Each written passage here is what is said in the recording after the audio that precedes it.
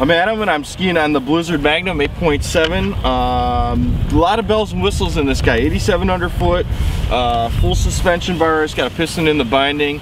Not your most forgiving of a ride, so if you're a big bad expert that likes long and short turns on the hard snow, it's a very, very stable ride. A lot of fun to ski on the hard pack. If you're a little bit lighter weight, it's probably not the best ski for you though. I'd give it a 4 out of 5.